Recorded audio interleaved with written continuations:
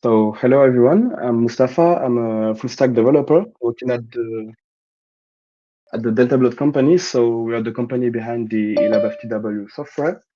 Today I'm here to provide some knowledge on the API. So to be more precise, it's on the eLabFTW API and how to interact with it. The workshop is designed for both beginners and intermediate participants. So the idea is to get really a better understanding of what's an API, how to interact with it, and later on we will use the API with different tools. So that's why the first part of this workshop it's going to be a lot of theoretical because we have to learn first the concepts. We will all get to the same basics. Then the second part will be focusing on using curl. Curl is a command line tool that we will see later to use the API with it. And finally, the last part will be a little bit more intermediate because we will use Python to interact and make automated scripts. So let me share my screen. Uh, Here it is. First, what I will do is send you a link to the GitHub repository that has this workshop. So I'm putting it in the chat to everyone. And the idea here is that you can follow through the workshop while doing the same actions as me. The idea is that we will use Jupyter Notebook, which allows us to have interactivity with the API. So there are some cells that can be executed, and we can see live the reaction of the API.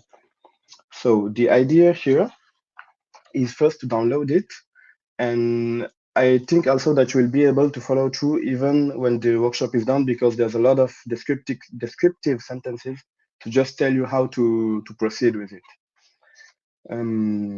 So there are two options. We can first use it with Jupyter Notebook locally, which will be an installation that we will proceed with. And the second option is with Google Colab. With Google Colab, you will have these options, which means first you need a Google account and be logged in, and then you will be able to select this repository by entering the eLabFTW API workshop, and then you will select the workshop and start with it. For this workshop, I'm going to use the terminal and Git to give you a bit more understanding of also how we use it day to day. If you do not have Git, you can install it.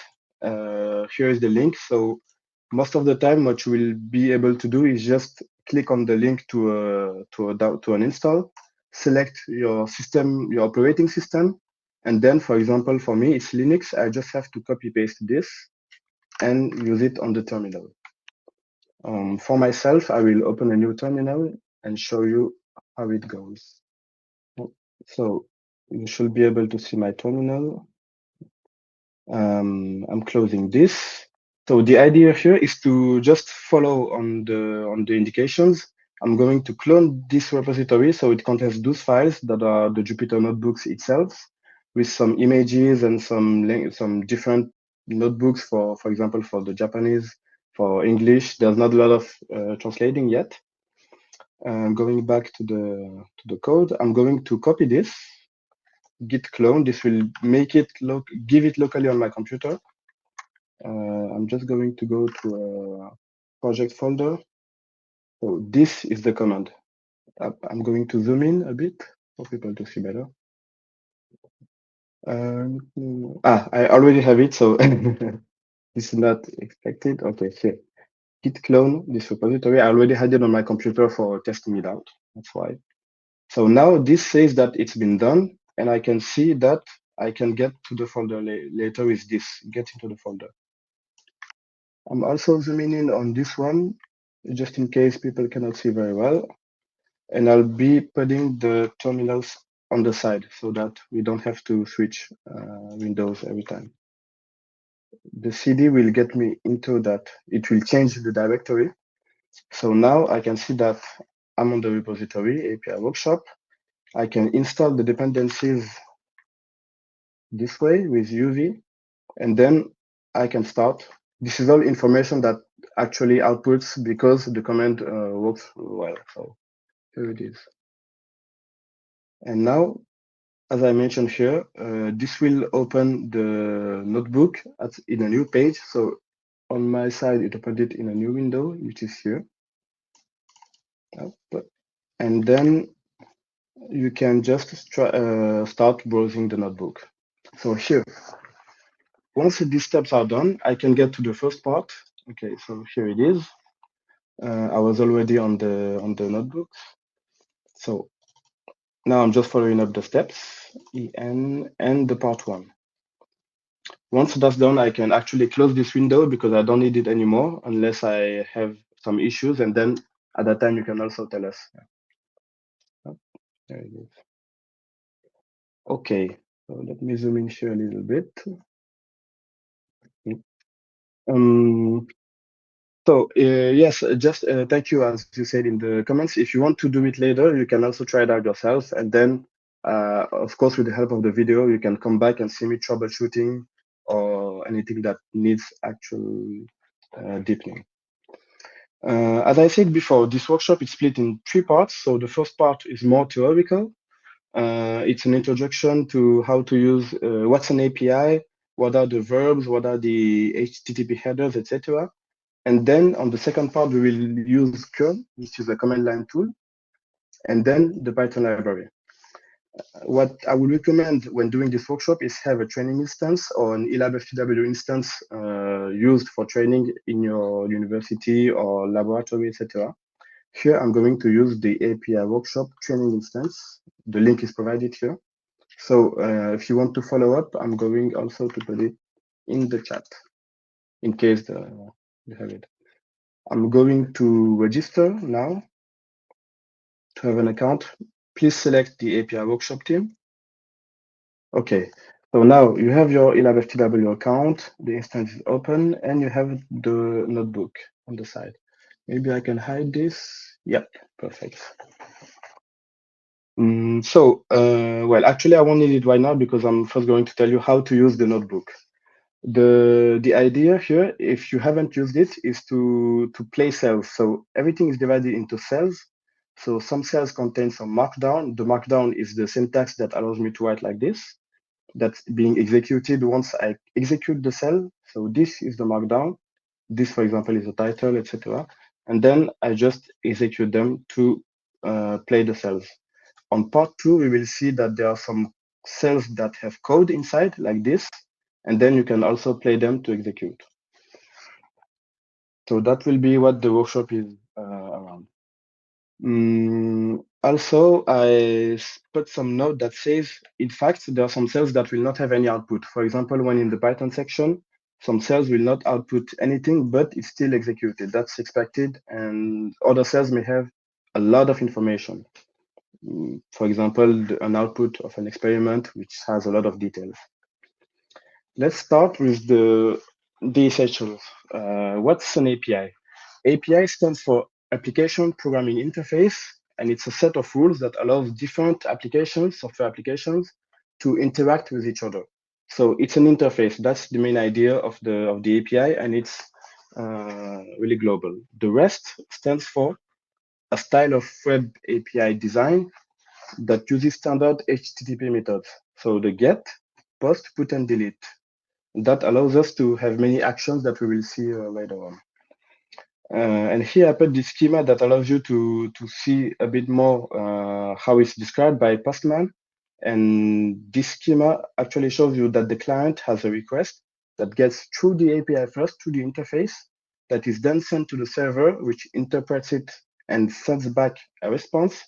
And then the API sends you the response. So that's the idea of an API. That's the simplest way to define it. There are some key points that we can still mention. The fact that, well, the client-server architecture, as I just mentioned, here you are the client and the eLabFTW server is the server. I repeated myself. Then also it's a stateless communication. So that means that nothing is saved between the requests. When you send one request to say, for example, I want a vegan burger, it will send that request and send you back a vegan burger. And also the interface is uniform. So if it works somewhere, it will generally work similarly everywhere elsewhere. So now, what are endpoints? The API endpoints, there are specific URLs that an API receives and send response to. Each endpoint represents a different function or resource within eLabFTW. For example, experiments is an endpoint. The items is an endpoint, the resources. They follow the RESTful structure, so you can do get, post, put, and delete on the API endpoints. And here I just put you a breakdown to show you a bit more what's an endpoint like. Here we can see it. So HTTPS is the protocol, the language of the web. API workshop.elab.1. Here it was a training instance that I had before, but this is the host, which represents the domain where the API is hosted. In our case, it will be the training instance that we had on the side. API/v2, that's the API versioning that we actually have on eLabFTW. It's the version 2 of the API. And the version 2 means that we had breaking changes from the version 1, and having versions allows us to keep maintainability and adaptability for the future. Here then we have finally the endpoint experiments. So that's specifying we are accessing the resources that are called experiments. And additional info here, /42 is the ID. So that just says I want experiment with the ID 42. So now we can see later what are the verbs that I mentioned with the get, put, patch, delete, etc. The HTTP verbs, also called methods, HTTP methods, they define the type of action when you make a request to an API. They specify whether you're retrieving data or sending new data or patching/updating some existing data or deleting. So it's really straightforward, and that's why it's called the West way of defining those APIs. Here are some basic examples that you can see later, but here, for example, I just went to the api.example.com, which is the host, /users, and this gives me the list of users. When I do a post request to this same endpoint, it creates a new user. If I do get, but this time I add the ID, I retrieve the details for one specific user, which is the user with ID 123. And then I can also patch, so update his data, and then I can also delete that user. This is how an API works, basically. What are the headers? So along with interacting with the API, there's a lot of information that we need to pass for it to work anywhere with the same expected way. The headers, especially, there are key value pairs that are sent along with the HTTP request to provide additional information. That's how you control the request, how it's processed, and also you can include details like content type, authentication, and caching instruction. For example, the most common ones are authorization that we use to send the credentials that authenticate you as someone who is part of this instance.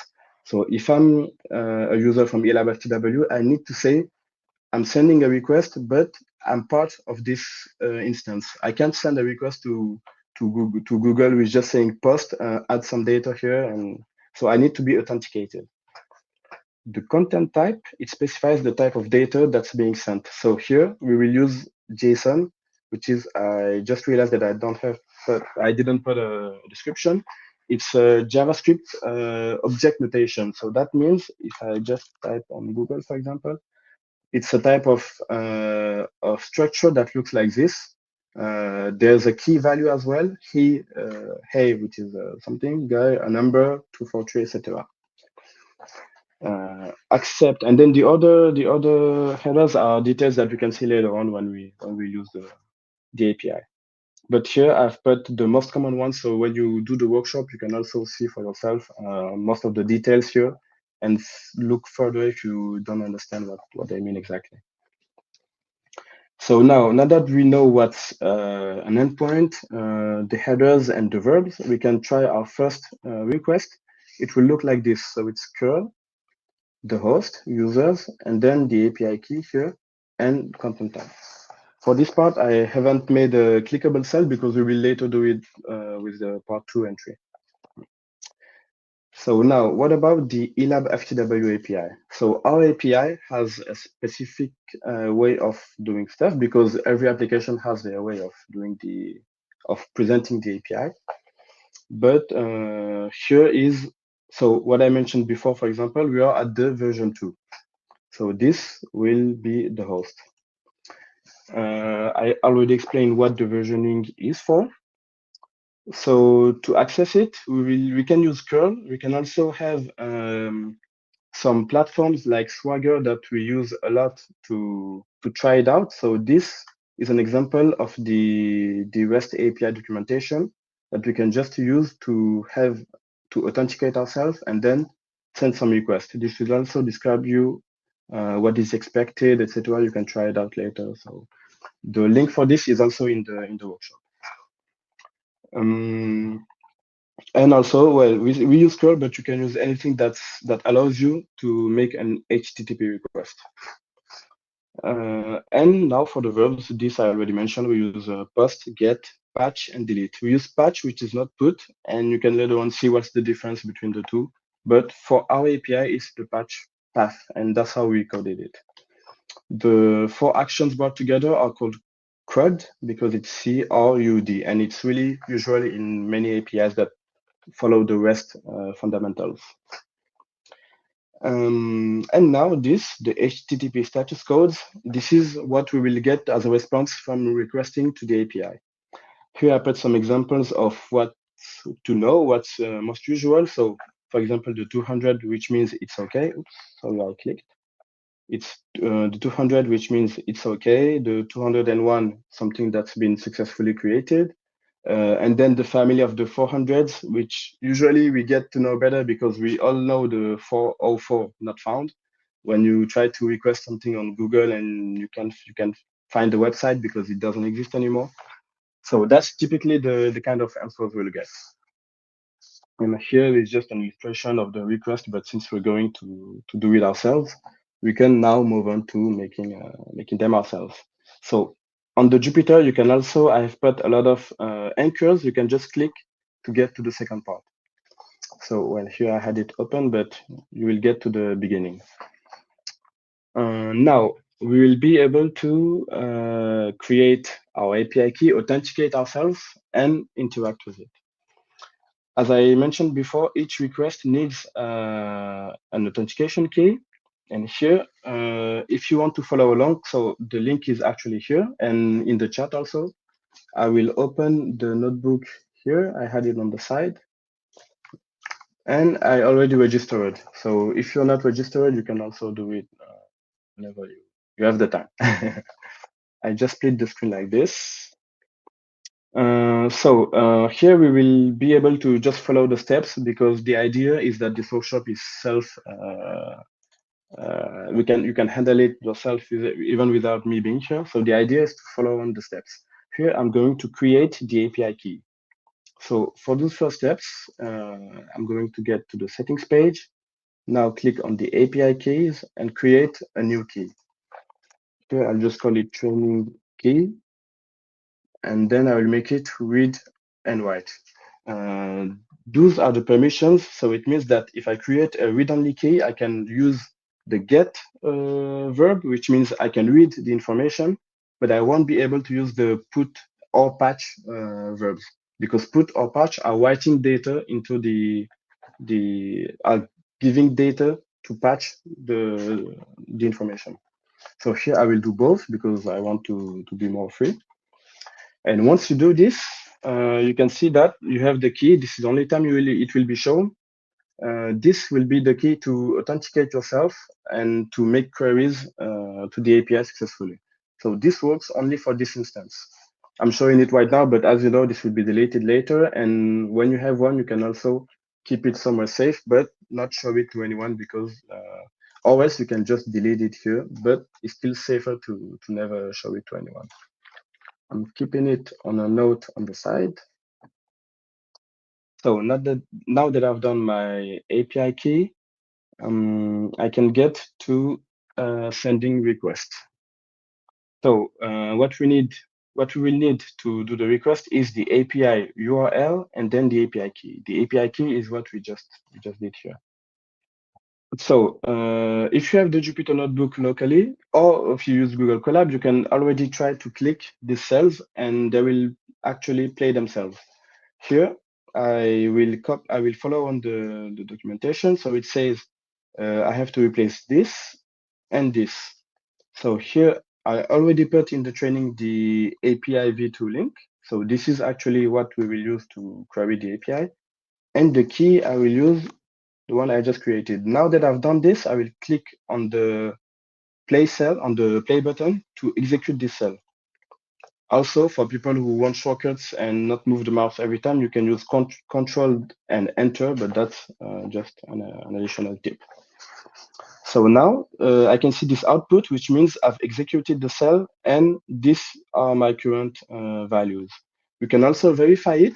So this is a new command that shows you this is grep. So this will search in my environment everything that contains API. So here I will execute it. And I can see that in my environment, I have the API URL and the API key. So this is an example of what you should see. If you don't see something like this, then you can, of course, check if you want to do steps correctly, if you replace the key, etc. So now we will use curl. So I mentioned curl a lot of time. Curl is a command line tool. So it's used in the command line in the terminal to make the HTTP request. It will be completed with an authorization header, so the authentication we have here. And here I just re-explain that allows us to be part of the instance we are using, we are curling. So this is an example of how it will look.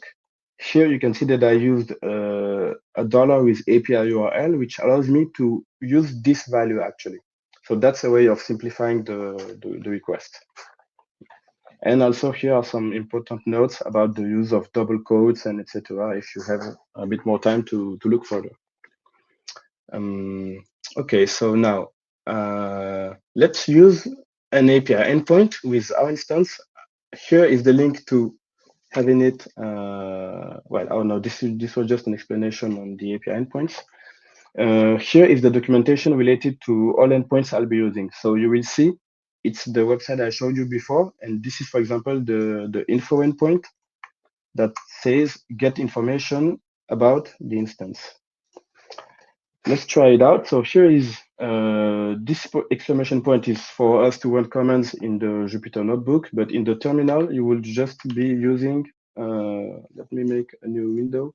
You will do it like, oops. Oh yeah, I have a lot of automated commands. You will just use curl like this and then have the API URL, but not the exclamation point. That's important to note because in this context, we use the notebook. Ah, yep. Okay, I can go slower. Sorry. So here, let me try to execute this. We see that I put the API URL /info. I got the info from this information from here. I know that /info is the endpoint. And I put -h, which means my header. So the header that I'm adding is authorization. So here I say -h authorization API key. And this will also print out this value here.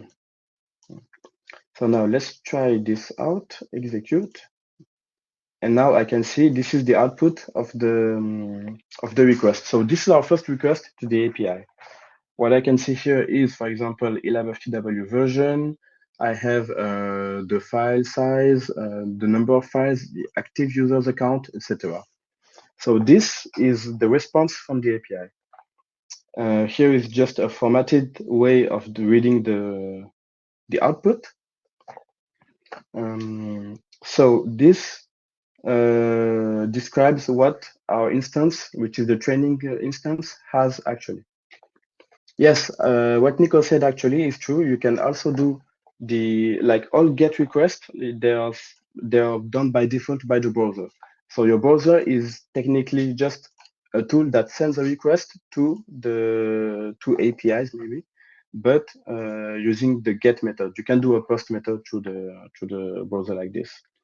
So let me try it out here. Nico just pasted the link in the chat, and it should open up here. So it's eLabFTW. Okay, and since I'm logged in, I have this information because the connection has been made in another window, so I'm already logged in. Yes, this is just like a graphical interface for curl. I can see the same information and it's already formatted, which is a bit better. Okay, so now that we've made our first request, you can also find the full list as I showed you before in here. And you don't need to hesitate to just try it out because it doesn't have any impact. It's on your instance, so you do have to be wary of what you're adding as an information or editing. But usually you also have in eLabFTW the permission system that allows you to handle securely your data. And here, for example, we can try it out. When you get to this page, so this is Swagger using the Open API specifications. I can see here that it has my other link, my other server, because this is the one we use on the project, on the production. I can use authorize and then use a key here, which is the API key that we had before. It will look like this, and then click authorize, and then I can just try it out by clicking the API keys. Try it out and then execute. And this will run the request for you and it will show you also how it's done. So it will show you this is doing get to this API URL and the headers are this. Yep, but yeah, as Nico said, it's not working on the training instance because this is the one made for the production website, the test production website. So we have learned how to do a GET request to the API. Now the idea will be to create experiments or resources, edit them, add files, maybe change a lot of stuff to the API without using the eLabFTW interface. The idea is to be able to interact with it without logging in every time. It allows you to maybe do some stuff that you can't even do on the interface. For example, some features that have not been implemented on the user interface, but that you can do through the API. That's the idea of interacting with an API. So now that we have the tools, let's try it out and create an experiment. What I will do for this part is have the training instance on the side and get to my experiments. Okay, so this is a new account, so I don't have any experiment. Okay. What we can do, the command is the one line.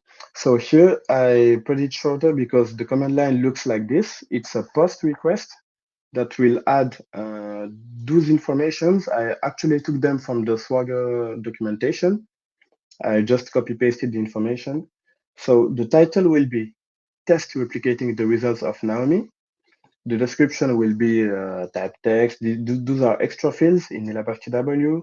You have the permissions as well. You can already set it up as you want. You can also just send a title and it will create the experiment. But here I wanted to have a more complete data. So I had it on Swagger and tried it out. Okay, the command is actually here. So you can execute this cell here and you will see the 201. So I put a description here to remind you that the 201, the 201, means that it was successful.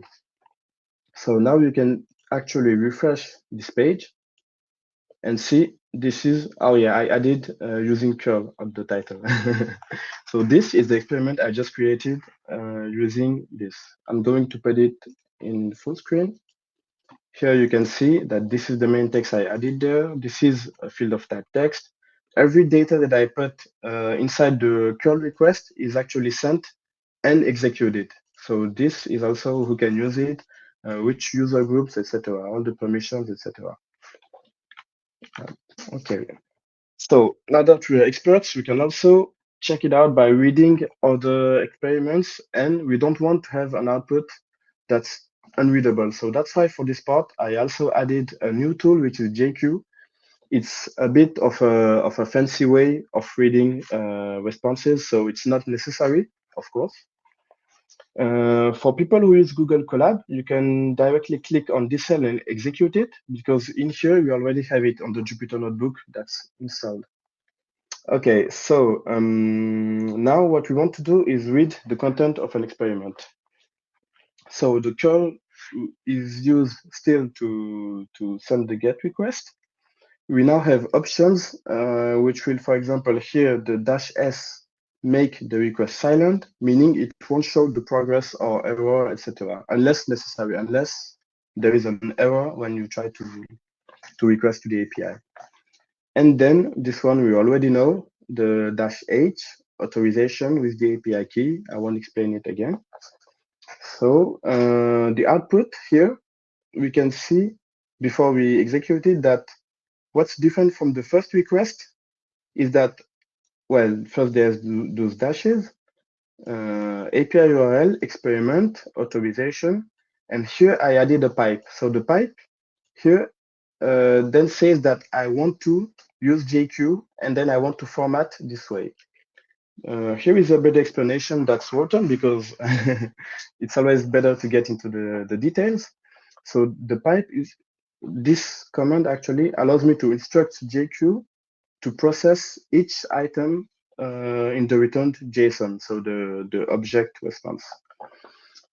This will allow me with the ID and title parameter to extract only ID and titles from each experiment. So I'm reading every experiment, but I only want ID and title.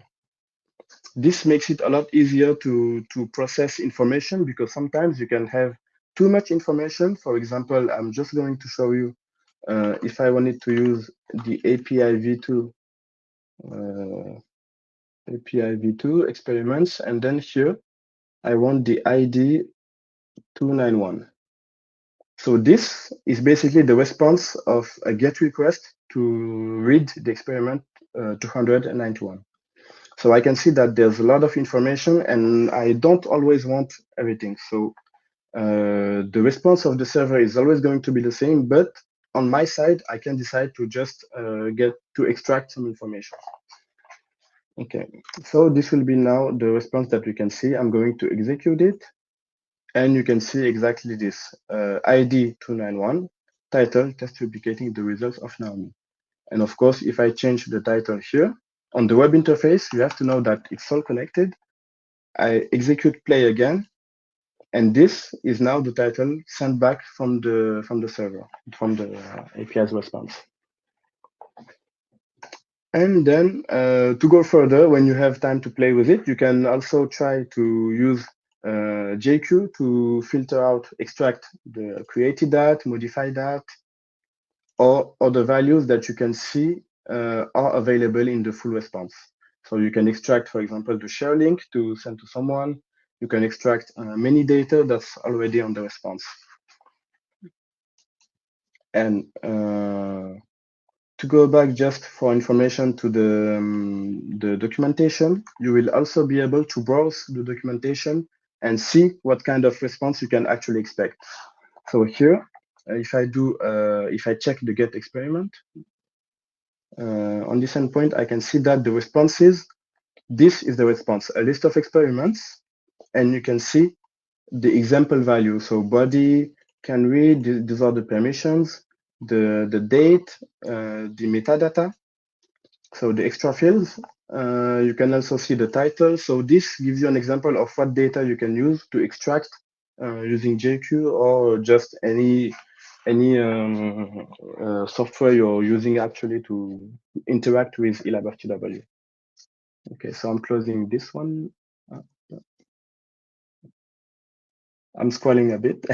Sorry again. Okay, so now that we posted an experiment and we can read it and we can even extract some data, we can try to read one specific experiment that we already did. I already showed you with the /ID. So to do it here with the Jupyter notebook, do not forget to replace this element. I even myself, when I tried the workshop, sometimes forgot it. So here I will add 291, and I can see that there's already everything else. So execute. and this reads only one experiment. If I left it this way, it will read all the experiments. Luckily, on this instance, I already have one, so it doesn't provide too much information. This is already really big, so what I'm going to do, as you already read it, is right click, and I can clear the output of the cell. Here it is. So once you're done with the workshop, you can always get back to it, try it out again. Okay, so what we want to do now is update an experiment. The idea is to use patch requests, to update some data. This command here will also target a specific experiment, which is the 291, because we already have it. So here I will have to replace the X with 291, and I can check the rest of the request, authorization, content type, JSON, and this is what I'm sending actually to the API. I want to update the title, so I send the key is title, and the value is updated the title through curl. So now execute it. As you can see, I'm using the API really fluently through the Jupyter notebook. It could be the terminal, it could be anything else. So now let's switch back to here, and I will refresh the page, and I can see my experiment 291 got updated using curl. So that's really cool. That's actually what we want. Let me clear the output, because the output is the full response of the experiment, and I don't need it right now. Okay, I put the troubleshooting section that we will see later on if you have any other response from the API. So now how to delete an experiment. We will use the delete verb, which is pretty self-explanatory. Deleting is a really simple task, maybe too easy sometimes, so that's why we have a soft delete mechanism. So what you have to provide here also is the targeted experiment. I will say 291, and let me try it out, play. And here I see that there's no content compared to the other ones where I had a lot of output, because the delete route is the delete endpoint responds with a 204. 204 means no content. It runs successfully, but it has no content to output. And so now I can just refresh this page and see for myself it has been deleted. So this is the view that we have when we delete an entry. So back to listing. I don't have anything anymore. And that is how we use the verbs and the API to basically do anything we want to do without using the interface. We can have much more flexibility, because we can, for example, have a lot of scripts that will run many API requests and do batch actions, for example. So now you can see the last part of this course, where we will learn about Python programming that will give you this possibility of automating scripts. Just to describe a bit more, the troubleshooting section here, it's the troubleshooting section here, I showed you just an example of what issues you may have encountered during this course. For example, I know myself, I have been subjected to this one, which is the 403 access forbidden. And this one happened because I missed the ID on the request. So it was, sorry for I'm scrolling a bit more. So here I left the X, and then I sent the request, and I just received this, and I didn't read at first. It went really fast when trying it out. So this is the kind of error that you can have. And what's really nice with the API is that you can have a formatted way of answering. And in eLabFTW, we send the code, the message, access forbidden, and the description, which is cannot check permissions without an ID. So here, the main idea is that we do not have an ID provided, and we cannot access this resource. Okay, I'm going to put back this, and okay. And then you can see other errors, for example, authentication required. This is when you run a command without providing an API key. So you are not authenticated on this same server. You also have the one where you had a wrong endpoint. So this is a way of responding. It's invalid endpoint. Those are the ones available. So you can see API keys, batch, config. Those are all endpoints that you can use to update your data inside your eLabFTW instance. And I think this is pretty much the most of the errors you can get during this workshop, but eventually when you try to play a bit more with the API using curl or Python, you will have a lot of different kind of answers, and sometimes maybe 500, which means maybe there should be an issue on our side, not the client side. So it's not on your side. It must be something that's wrong or we didn't handle correctly.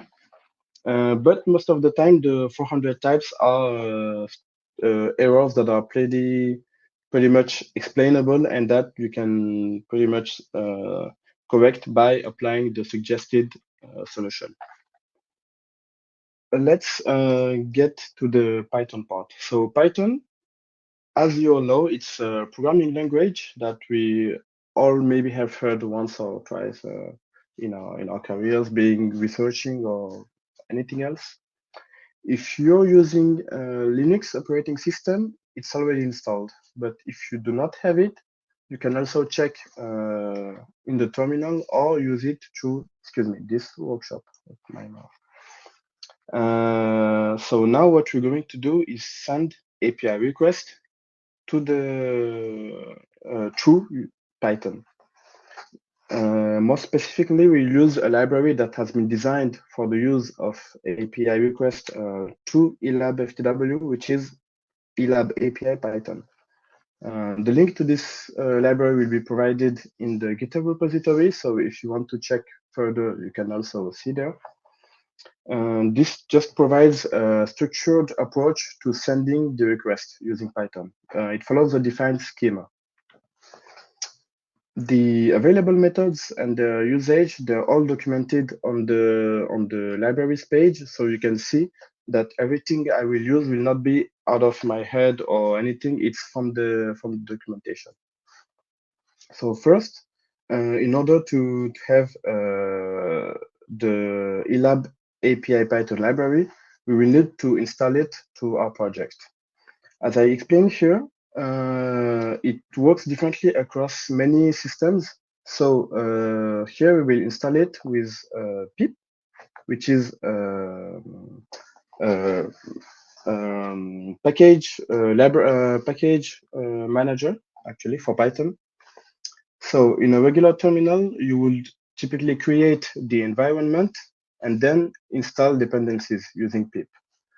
In the notebooks in here, it's more reliable to install directly into into this environment. The cells are already executing, are already simulating an environment for the development. So this way, I will just get to this part and execute the cell. Yep, sometimes I need to install pip first. What I did was get back to the terminal and change it a bit in order for it to work. So I used the same way as before, the exclamation point Python, and then I installed pip and made an upgrade. And now I can install the eLabFTW client, which is eLab API Python. So now you will see an output like this. There's a lot of text, but usually running some commands in the terminal, you can actually find some successfully installed or other information inside. So this is not an error because sometimes it just outputs a lot of stuff. Okay, so now that it works correctly, here I just put a reminder to the complete documentation of the endpoints in case we need to remind ourselves what they are. And additionally, there's a repository on GitHub that has a lot of example scripts. So they have been tailored for users to actually try them out. You can see I will open it on a new window. So this is a link directly to the examples part. There's a lot of files in here, and all of those files are actually an example, for example, to get started with, to manipulate the metadata from your eLabFTW experiment, to extract some fields. You can do a lot of scripts that allow you to automate your interactions. And if you need any more example, for example, you can also get to the GitHub and make an issue and ask for something that does this or that, or fix existing scripts, etc. So what we will do now to have our environment working, we will set back the API URL and the API key to our Python environment this time. Here I can see that the training is already set. So the API key, I will get back to my secured API key, which is this one. So I can now execute as well, and I can see the output. In Python, as I said here, you can get the environment variables by using the OS module. So this allows you to access sensitive variables, such as the key here, without having to write them on the script and prevent the leakage. So here I will execute this cell to import the dependency. Import OS, and now let's verify that we can get our sensitive variables. Here I use print, which allows us, just like a print hello world, to try it out. The os.get environment, and I provide the key. So I will do it for both, and let's try it out. I can see that I do have my environment stuff.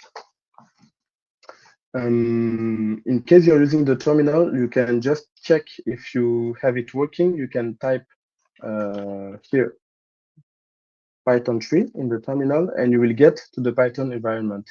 Usually in most Linux distributions, it will be available. So then you can try it out with like hello world, and this will be Python writing. So now we are software engineers. This is how we do it. And then you can exit or use Control and D. So you can use it through the terminal, but we will stick to this Jupyter notebook. Now let's see how to use the eLab API client that we imported.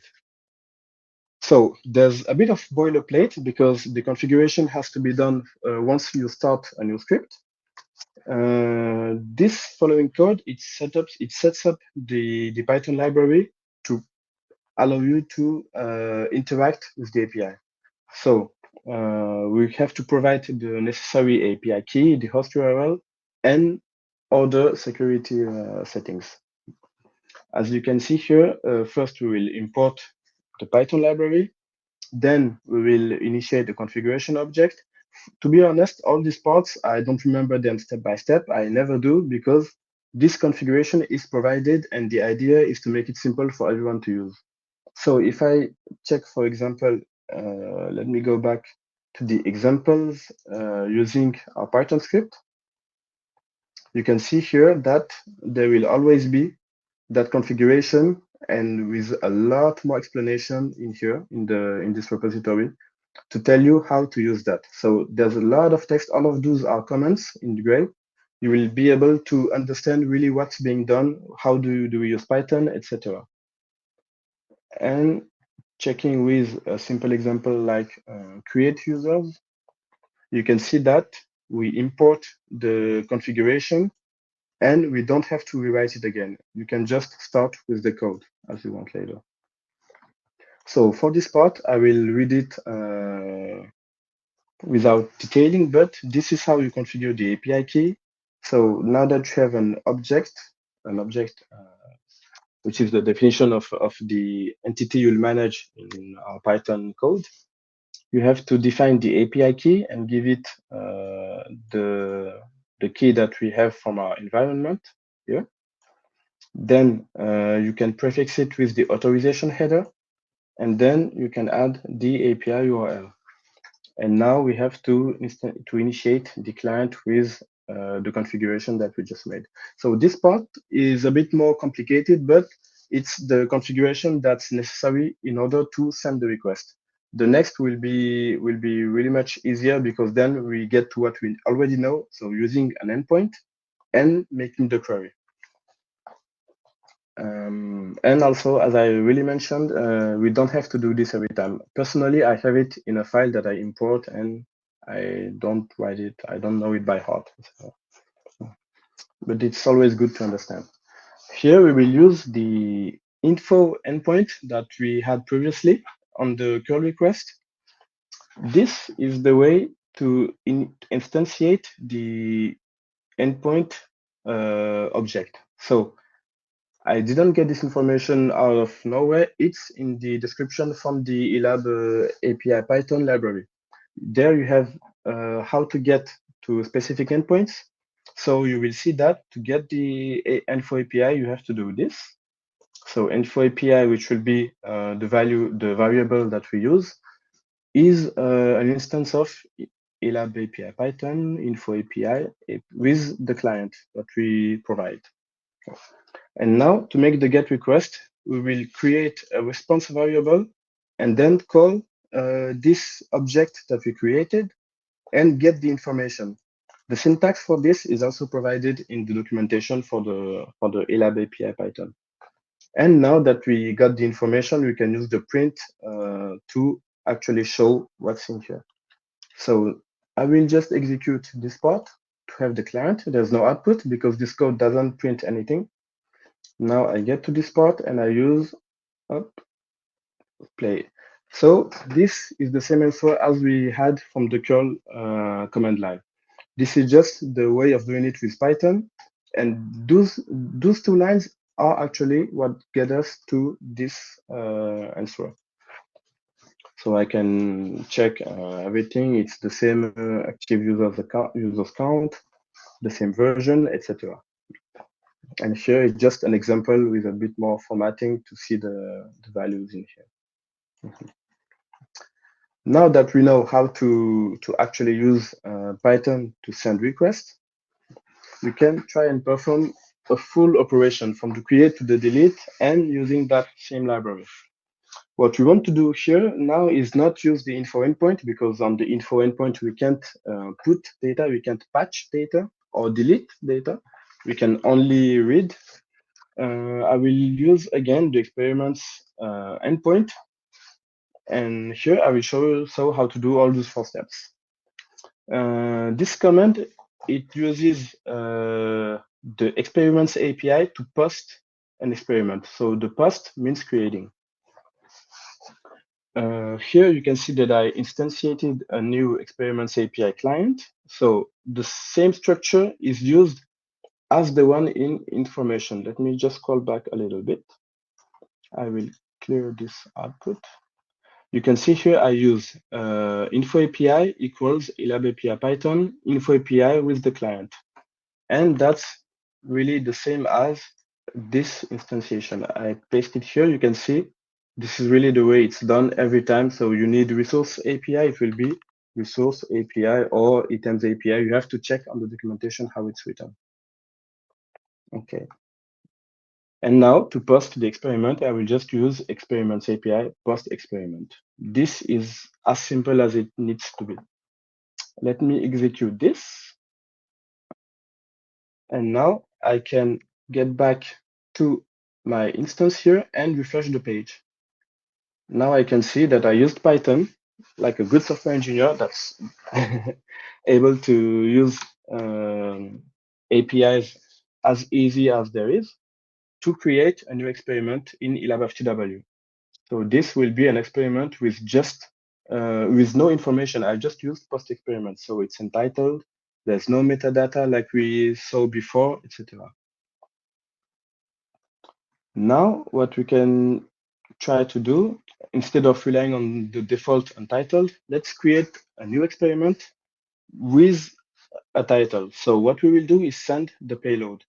As we did before with the curl, you saw that we had the key title and then an object experiment by Naomi. So here, what we will need to do is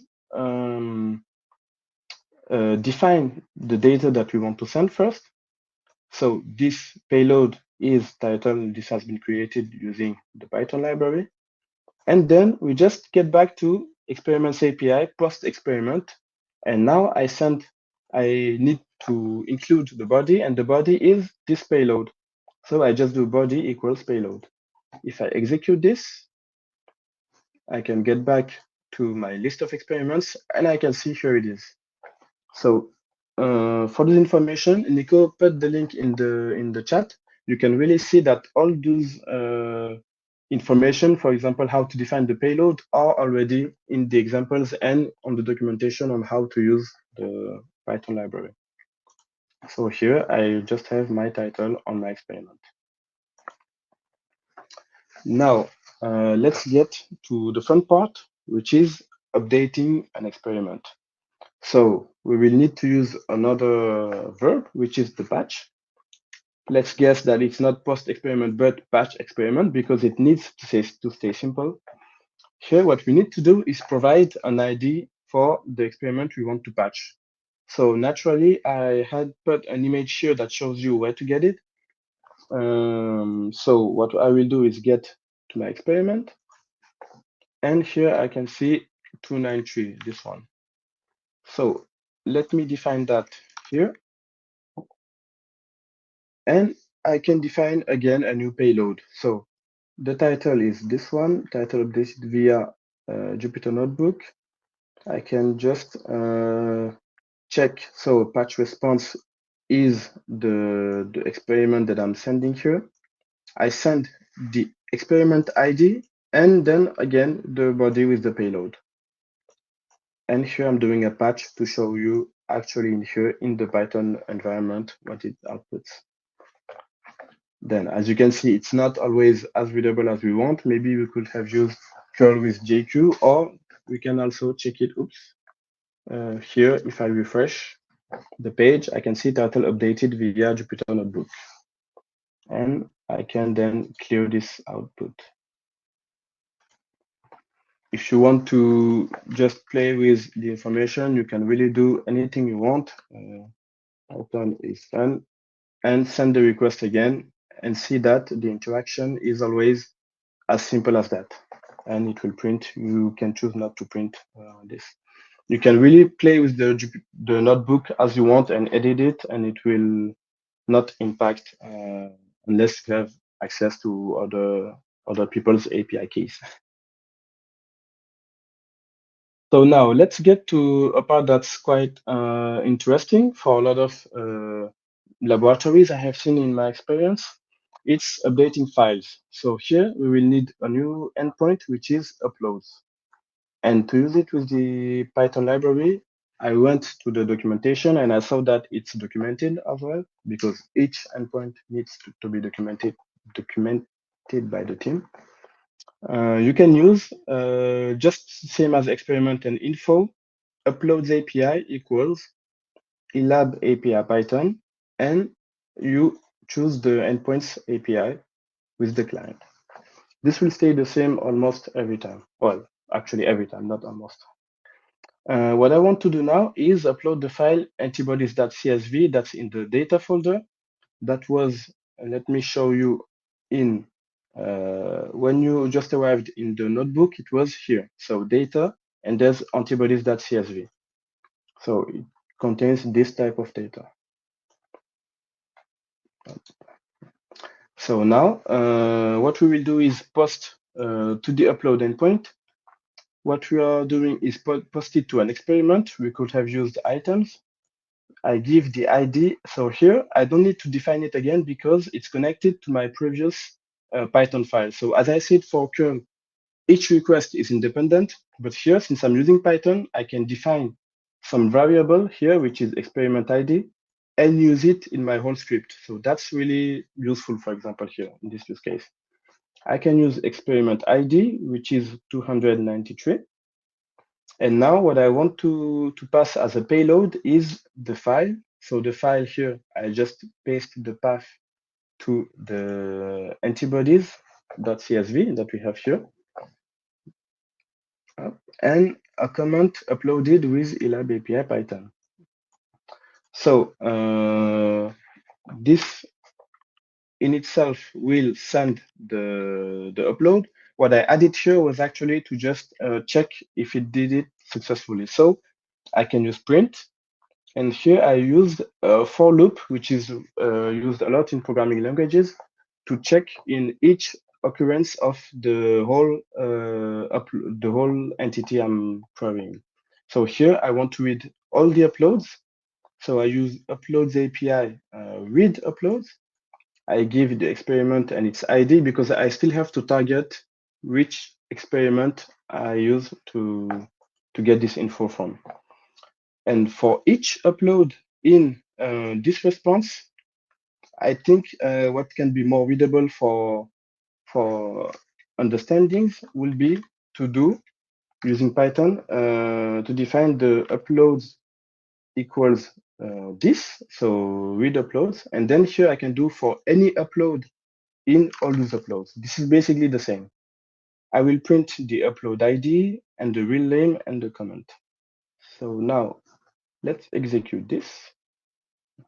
And we can see this is the ID that I'm printing, the real name, antibodies.csv, and the comment uploaded with eLabAPI Python. Now, as we always do, let's check on the instance because that's fun. We can see here, up, I refresh, and now I have my uploads. And this should be exactly the same as in the other document. So then you can use it to manage your data inside eLabFTW, but this procedure has been made really much more simple. Then those are other examples that we can actually try out. So we can replace existing files. We can use other routes like this one, post upload replace. And this will allow us to replace an existing file by providing its ID. So this is just an example of the many use cases that we can want to try out. For example, in my laboratory, I have a lot of photos that I take after I have done an experiment to see the result. I can just prepare a script that automates that and that replaces the upload every time I need to send the data to my computer. So that's the kind of use cases we could have in using Python. So how it goes, I can actually do here, use the uploads API to read the uploads. The code here will be a bit more interested for intermediate level because then I can see that I use an array and then I have to find the index for the upload to find the newest one, and I will replace that one. The main idea for more ease of use will be I just get the list of uploads like I did before. I find the upload ID that matches this one because I know it, and then I can replace it, or by the real name. But here, I just for the purpose of this course, we know that we have a new experiment with a new upload, so we will use it this way.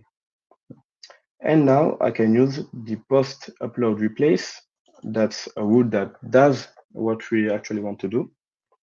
I provide the experiment ID, and the newest upload ID, which is the one that I defined here. And the file will be the README. So that one is, when you get back to this part, you can see it here. So we want this file to replace the antibodies.csv.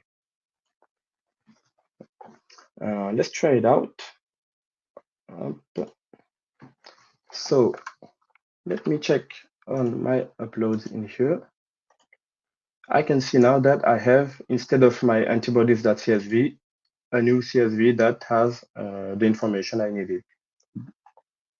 Sorry for scrolling really fast. This is just the README from the repository. Okay. And what you can also do using Python and curl and anything that allows us to query to the API is download some files.